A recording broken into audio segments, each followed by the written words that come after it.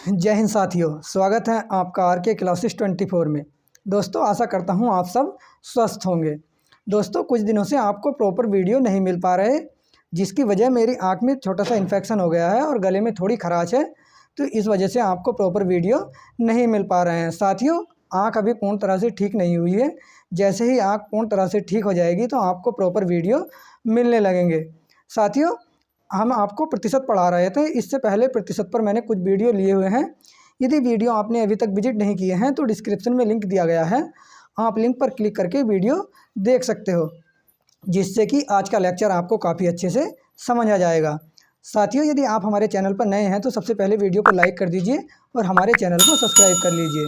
दोस्तों, साथ ही साथ आप बेल आइकन को भी ऑन कर लीजिए, जिससे कि नेक्स्ट वीडियो का नोटिफिकेशन आप तक पहुंच सके। तो साथियों, आइए आज के पहले प्रश्न की ओर बढ़ते हैं। प्रश्न में हमें दिया गया है, एक चुनाव में 2 उम्मीदवार थे। इस चुनाव में 68 मत अवैध घोषित कर दिए गए। जीतने वाले उम्मीदवार ने 52% मत प्राप्त किए तथा वह 98 मतों से जीत गया। चुनाव में कुल कितने मत डाले गए, हमें प्रश्न में बताना है। तो दोस्तों, आइए देखते हैं इस प्रश्न को किस प्रकार सोल्व करेंगे। साथियों, मान के चलिए कि टोटल वैलिड मतों की संख्या हम 100 मान लेते हैं, जिससे कि क्वेश्चन अपना आसान हो जाएगा और हम आसानी से सॉल्व कर लेंगे। तो साथियों, मान के चलिए कि 100 मत डाले गए और टोटल वैलिड मत थे, मतलब कि 100% पर चुनाव मान के चलिए और वैलिड मतों को हम मान के चलते हैं। दोस्तों, प्रश्न में आगे दिया गया है कि जीतने वाले उम्मीदवार ने 52% मत प्राप्त किए। दोस्तों, इसमें से यदि जीतने वाले उम्मीदवार ने 52% मत प्राप्त किए हैं तो हारने वाले उम्मीदवार ने 48% मत प्राप्त किए होंगे, क्योंकि 52 और 48 को यदि हम जोड़ते हैं तो फिर से हमें 100% मिल जाएगा। साथियों, यदि मैं देखता हूं इनकी जीत हार का अंतर तो 4% है, मतलब कि जीतने वाला 4% मतों से जीता है। लेकिन दोस्तों, प्रश्न में हमें दिया गया है कि जीतने वाला उम्मीदवार 98 मतों से जीत गया है, अर्थात 4% की वैल्यू हमें 98 के बराबर दी गई है। दोस्तों, यहाँ से हम 1% की वैल्यू आसानी से निकाल सकते हैं। तो 1% की वैल्यू क्या होगी, 98/4 हम कर लेंगे। दोस्तों, हमने टोटल वैलिड मतों की संख्या 100% मानी थी, तो हम यहाँ से 100% मतों की संख्या निकाल सकते हैं, क्योंकि हमें 1% मतों की संख्या ज्ञात हो चुकी है। तो साथियों, 100% मतों की संख्या ज्ञात करने के लिए हमें इसके साथ 100 की मल्टीप्लाई करनी होगी और इधर भी हमें 100 की मल्टीप्लाई करनी होगी। दोस्तों, कैंसिल कर लेते हैं, 4 से 100 कैंसिल हो जाएगा, तो 4 दूनी 8 और 4 पंजे 20, 25 टाइम 4 से पूरा 100 डिवाइड हो चुका है। अब दोस्तों, हमें 100% मतों की संख्या प्राप्त करने के लिए 98 गुणा 25 करना होगा। दोस्तों, इन दोनों की मल्टीप्लाई 2450 आ जाएगी। यह जो संख्या हमें ज्ञात हुई है, टोटल वैलिड मतों की संख्या ज्ञात हो चुकी है। लेकिन दोस्तों, प्रश्न के प्रारंभ में दिया गया था कि 68 मत अवैध घोषित कर दिए गए, अर्थात इसमें हमने अभी अपने अवैध मत नहीं जोड़े हैं, तो दोस्तों उन्हें भी हम जोड़ लेंगे, तभी हमें टोटल कितने मत पड़े हैं चुनाव में ज्ञात हो जाएगा। तो साथियों, इसमें हम 68 ऐड कर लेते हैं। यहाँ 8 आएगा, 6 5 11 का 1, 4 और 1 5, यहाँ 2 आ जाएगा। तो दोस्तों, 2518 मत इस चुनाव में टोटल पड़े थे, मतलब कि यदि हम अपने अवैध मतों की संख्या भी इसमें जोड़ देते हैं, और यही प्रश्न में हमसे किया गया था कि चुनाव में कुल कितने मत पड़े, अर्थात टोटल मतों की संख्या हमें बतानी थी, और टोटल मतों की संख्या हमारी 2518 हमें मिल चुकी है। तो दोस्तों, ऐसा विकल्प ए विकल्प है, ए विकल्प में 2518 हमें दिया गया है। तो आशा करता हूँ प्रश्न आपकी बहुत अच्छे से समझ आया होगा। साथियों, नेक्स्ट क्वेश्चन की ओर बढ़ते हैं। तो दोस्तों, प्रश्न में हमें दिया गया है, 2 उम्मीदवारों के बीच एक चुनाव में एक उम्मीदवार को कुल वैध मतों के 55% मत मिले।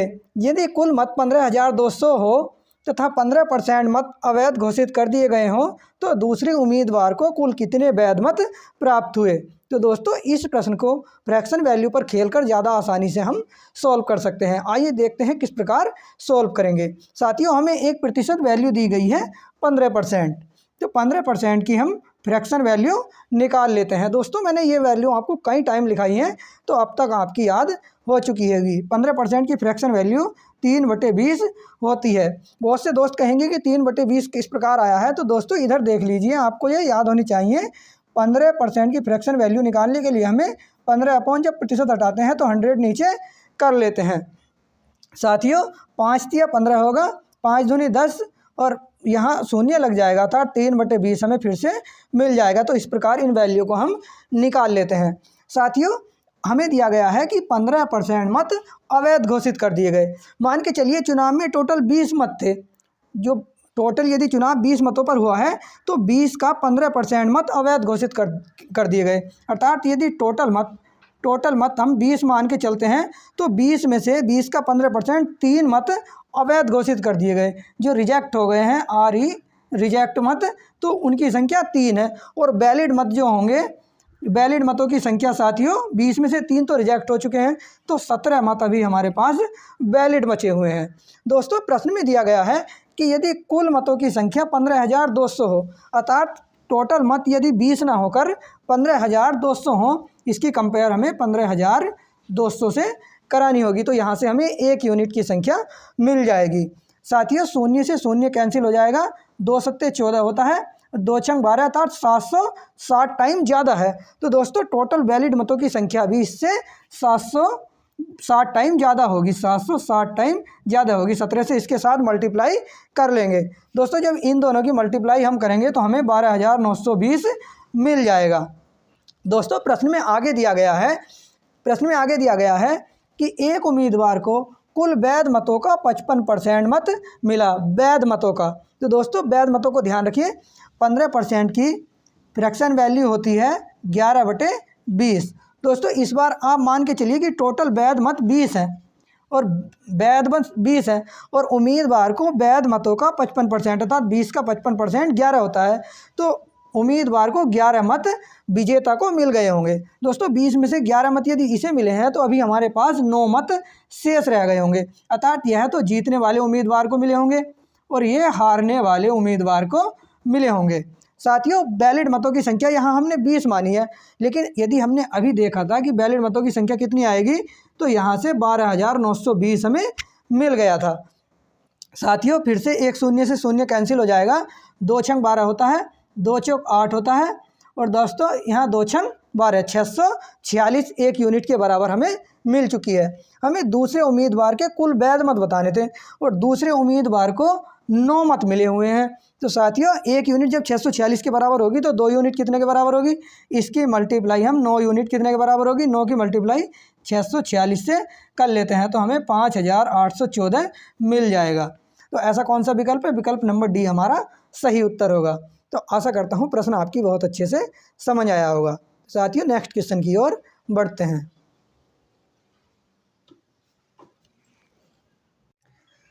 तो दोस्तों, प्रश्न में हमें दिया गया है, एक परीक्षा में उत्तीर्ण होने के लिए 35% अंक लाने होते हैं।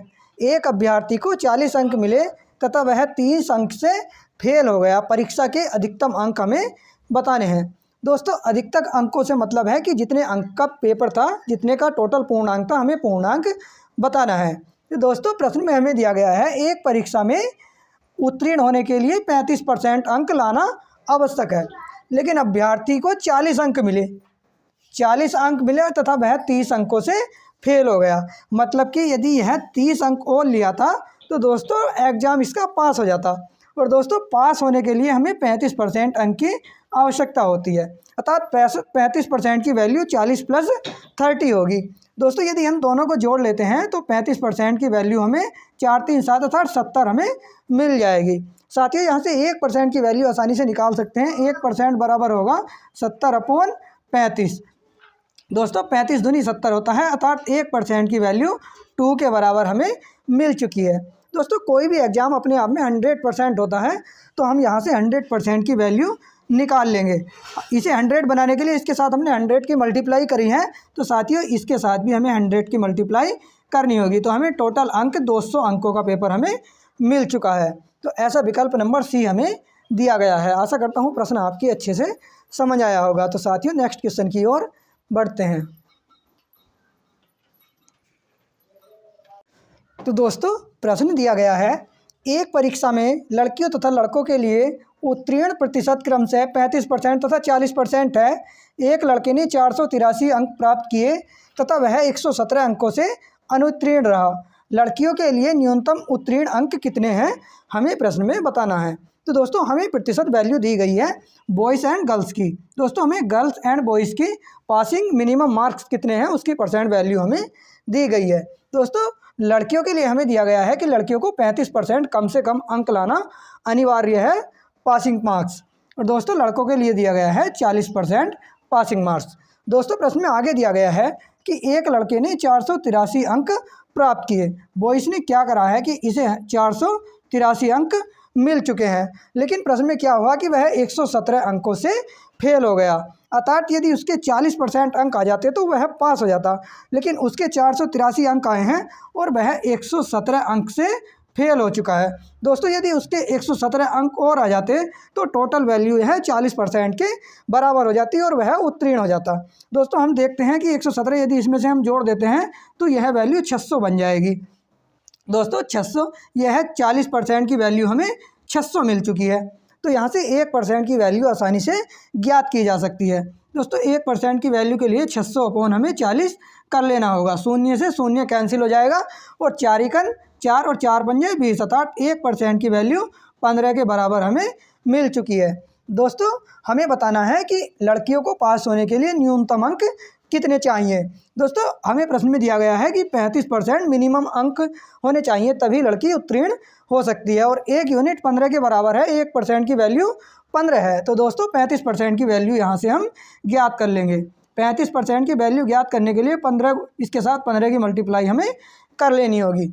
15 पंजे 75 का 5 होगा, हासिल लगेंगे 7, 15 या 45 और 7 52, अर्थात 525 अंक यदि कोई लड़की ले आती है तो वह पास हो जाएगी। तो दोस्तों ऐसा विकल्प नंबर डी में हमें दिया गया है।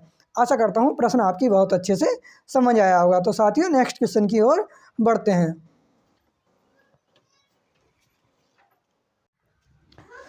दोस्तों प्रश्न में हमें दिया गया है किसी परीक्षा के लिए उत्तीर्ण अंक 40% है। एक परीक्षार्थी 185 अंक प्राप्त किया तथा वह 15 अंकों से अनुत्तीर्ण हो गया। परीक्षा के लिए अधिकतम अंक कितने हैं। दोस्तों पिछले टाइप का ही एक प्रश्न लिया गया है जिससे कि एग्जाम में आप त्रुटि करने से बच जाएं। यदि आप अपने आप से इस प्रश्न को ट्राई करोगे तो आसान प्रश्न है, आंसर तक पहुंच जाओगे, लेकिन एग्जाम में अपना समय अवश्य ही बचा लोगे। तो दोस्तों पहले प्रश्न को अपने आप से ट्राई कीजिए, काफ़ी इजी प्रश्न है।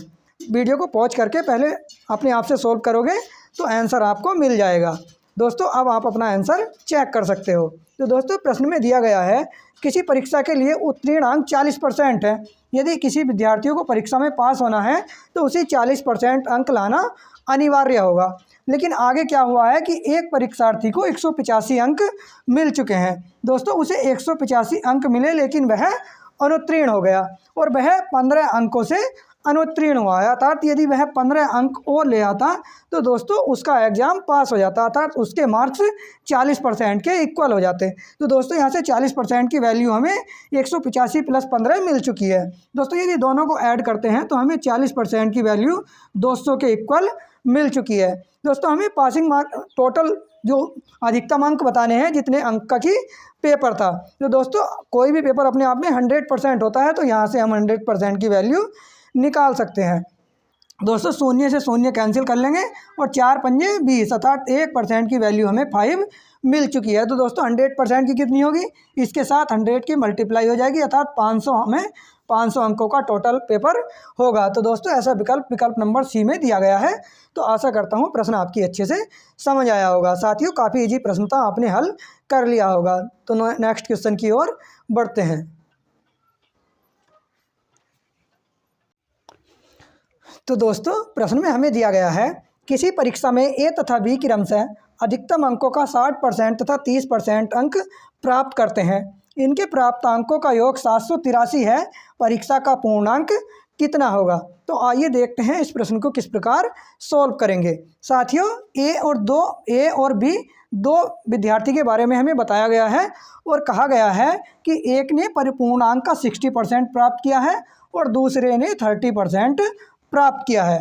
इतना डाटा हमें प्रश्न में दिया गया है और दोनों का योग कितना है अंकों का, प्राप्त अंकों का, वो हमें प्रश्न में दिया गया है। और साथियों हमें टोटल योग एग्जाम का मतलब कि टोटल पूर्णांक का एग्जाम कितना था हमें प्रश्न में बताना है। तो दोस्तों आइए फ्रैक्शन वैल्यू पर खेलकर इस प्रश्न को सॉल्व करते हैं। दोस्तों 60% की फ्रैक्शन वैल्यू 3/5 होती है और 30% की वैल्यू 3/10 होती है।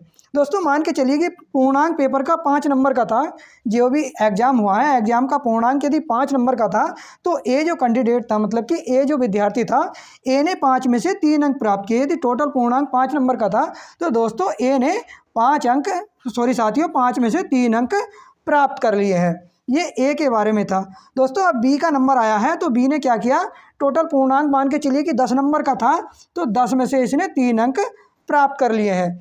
लेकिन दोस्तों इन दोनों ने एक ही एग्जाम दिया है, अर्थात पूर्णांक हमारा समान होना चाहिए। लेकिन यहाँ हमारा पूर्णांक 10 नंबर का है और यहाँ हमारा पूर्णांक 5 नंबर का है। तो साथियों या तो आप इसे 5 बना लीजिए अथवा इसे हमें 10 बना लेना होगा। तो साथियों इसे 5 बनाने में हमें प्रश्न हार्ड करना होगा, लेकिन इसके साथ यदि मैं 2 की मल्टीप्लाई कर दूं तो इसे हम आसानी से 10 बना सकते हैं। दोस्तों इधर 2 की मल्टीप्लाई करी है तो हमें इधर भी 2 की मल्टीप्लाई करनी होगी। यह भी अब 10 बन चुका है और दोस्तों यह 3 दूनी 6 बन चुका है। दोस्तों प्रश्न में आगे दिया गया है कि इनके प्राप्तांकों का योग 783 है। लेकिन यदि हम इन दोनों के प्राप्तांकों का योग देखते हैं तो 6 तो इसने प्राप्त किए और 3 इसने प्राप्त किए। तो दोस्तों इन दोनों ने कुल मिलाकर 9 अंक प्राप्त किए हैं। दोस्तों 9 की वैल्यू हमें प्रश्न में 783 दी गई है, तो यहाँ से 1 यूनिट की वैल्यू हम निकाल सकते हैं। दोस्तों 9 अट्ठे 72 होता है और 9 सत्ते 63 होता है, अर्थात 1 यूनिट 87 के बराबर हमें प्राप्त हुई है। दोस्तों हमें परीक्षा का पूर्णांक बताना है, टोटल पूर्णांक, और हमने अभी बताया है कि ये दोनों ही पूर्णांक हैं। दोस्तों कई बार इसमें विद्यार्थी गलती करते हैं कि इन दोनों को जोड़ देते हैं, 20 आ जाएगा दोनों का, और 20 से इसकी मल्टीप्लाई करके अपना आंसर गलत कर लेते हैं। तो आपको इस प्रकार नहीं करना।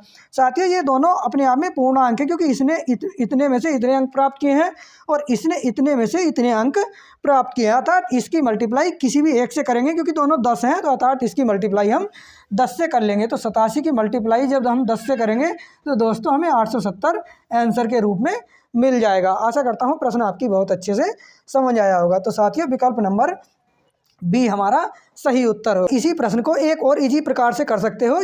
100 मानकर यदि आप इस प्रश्न को करो तो आप उससे भी इस प्रश्न को सॉल्व कर सकते हो, बस आपको थोड़ी सी कैलकुलेशन करनी होगी। मैंने इस टाइप से इसलिए किया जिससे कि आपको कैलकुलेशन कम करनी पड़े, लेकिन आपको दोनों टाइप आने चाहिए। तो दोस्तों यदि मान के चलिए कि 100 नंबर का कोई पेपर था और प्रश्न में हमें दिया गया है कि 60% विद्यार्थी ए ने प्राप्त कर लिया। यदि 100 का मैं 60% निकालता हूँ तो मुझे 60 मिलेगा, अर्थात ए ने 60% अंक प्राप्त कर लिए हैं। दोस्तों आगे दिया गया है कि विद्यार्थी बी ने 30% अंक प्राप्त किया, अर्थात यदि 100 का 30% निकालेंगे तो हमें 30 ही मिल जाएगा। तो दोस्तों विद्यार्थी बी ने 30 अंक प्राप्त कर लिए होंगे, ये अंक विद्यार्थी बी के हैं। दोस्तों यदि मैं इन दोनों के अंकों का योग करूं तो इन दोनों ने मिलकर 90 अंक प्राप्त कर लिए हैं। लेकिन प्रश्न में दिया गया है कि दोनों विद्यार्थियों ने मिलकर 783 अंक प्राप्त किए हैं। तो दोस्तों यहाँ से हम 90 की वैल्यू 783 के बराबर हमें दी गई है। साथियों यहाँ से 1 यूनिट की वैल्यू आसानी से ज्ञात की जा सकती है, तो 1 बराबर 783/90 हो जाएगा। दोस्तों अपने आप में कोई भी वैल्यू 100% होती है, क्योंकि हमने 100 मानी थी, तो 100 के लिए हम इसके साथ 100 की मल्टीप्लाई कर लेते हैं। दोस्तों 0 से 0 कैंसिल हो जाएगा, 9 अट्ठे 72 और 9 सत्ते 63, और यहाँ 0 है तो 0 से इसके साथ मल्टीप्लाई हो जाएगी, अर्थात 870 फिर से आपको मिल चुका है। तो चाहे तो आप इस प्रकार कीजिए अथवा इस प्रकार कीजिए, आपका आंसर सही होना चाहिए। तो दोस्तों नेक्स्ट क्वेश्चन की ओर बढ़ते हैं। तो दोस्तों प्रश्न में हमें दिया गया है किसी परीक्षा में 5% अभ्यर्थी अयोग्य घोषित हुए तथा योग्य अभ्यर्थियों में से 85% परीक्षार्थी सामान्य वर्ग के थे। यदि 4275 योग्य अभ्यर्थी अन्य वर्ग से हों तो कुल कितने अभ्यर्थियों ने आवेदन किया, हमें प्रश्न में बताना है। तो दोस्तों आइए देखते हैं इस प्रश्न को किस प्रकार सॉल्व करेंगे। साथियों प्रश्न में दिया गया है कि किसी परीक्षा में 5% अभ्यर्थी अयोग्य घोषित किए गए हैं। तो मान के चलिए कि टोटल जो आवेदन करने वाले हैं अभ्यर्थियों की संख्या यहाँ हम x मान लेते हैं। दोस्तों माना कि x अभ्यर्थियों ने आवेदन किया है और x में से 5% विद्यार्थी अयोग्य घोषित हो चुके हैं। तो दोस्तों 5% अयोग्य होने के बाद 95% अभ्यर्थी ऐसे होंगे जो योग्य विद्यार्थी होंगे। तो दोस्तों यह संख्या योग्य विद्यार्थियों की हमें मिल चुकी है। साथियों प्रश्न में आगे दिया गया है कि इसी का 85% विद्यार्थी सामान्य वर्ग का था। तो जो सामान्य वर्ग का नहीं होगा, अन्य वर्ग के विद्यार्थी होंगे, तो वे 15% अभी बचे होंगे। अर्थात इसी का 15% प्रतिशत के लिए नीचे 100 से भाग हो जाएगी। 15% विद्यार्थी अन्य वर्ग से था और उनकी संख्या 4275 थी। अर्थात इस टोटल को यदि हम सॉल्व करेंगे तो हमें 4275 मिलना चाहिए। साथियों, इसे कैलकुलेट कर लेते हैं और हमारा आंसर हमारे सामने आ जाएगा। तो दोस्तों, जो कैंसिल हो रहा है उसे कैंसिल कर लेते हैं। 5 से यदि हम इसे कैंसिल करेंगे तो 5 एकन 5 और 5 नम 45 और यह 20 टाइम 5 से कैंसिल हो जाएगा। दोस्तों, इसे भी कैंसिल कर लेते हैं तो 5 तिया 15 और यह भी 20 टाइम कैंसिल हो जाएगा। साथियों, अब इन दोनों की मल्टीप्लाई कर लेते हैं तो हमें मिलेगा x मल्टीप्लाई के 19 तिया 57 अपॉन और यहाँ नीचे 400 हमें मिल जाएगा, बराबर 4275 हमारे आ चुका है। साथियों, इसे थोड़ा और सॉल्व करते हैं तो x बराबर हमें 4275 गुणा के 400 अपॉन नीचे 57 आ जाएगा। दोस्तों, यदि 57 से हम इसे भाग देते हैं तो यह 75 टाइम पूरा कैंसिल हो जाता है। और दोस्तों, 75 की और 400 की यदि हम मल्टीप्लाई करते हैं, 75 गुणा के 400 तो दो शून्य तो ये आ जाएंगे, 4 पंजे 20 का भी शून्य आ जाएगा, 2 हासिल हो जाएंगे और 4 सत्ते 28 और 2 30, अर्थात 30,000 हमें आंसर के रूप में मिल चुका है। तो ऐसा विकल्प हमें विकल्प नंबर ए में दिया गया है। तो आशा करता हूँ प्रश्न आपकी बहुत अच्छे से समझ आया होगा। साथियों, यदि क्लास आपको पसंद आई है तो वीडियो को लाइक कर दीजिए और हमारे चैनल को सब्सक्राइब कर लीजिए। तो दोस्तों, मिलते हैं फिर से एक नेक्स्ट सेशन में। तब तक के लिए जय हिंद, वंदे मातरम। Thanks for watching.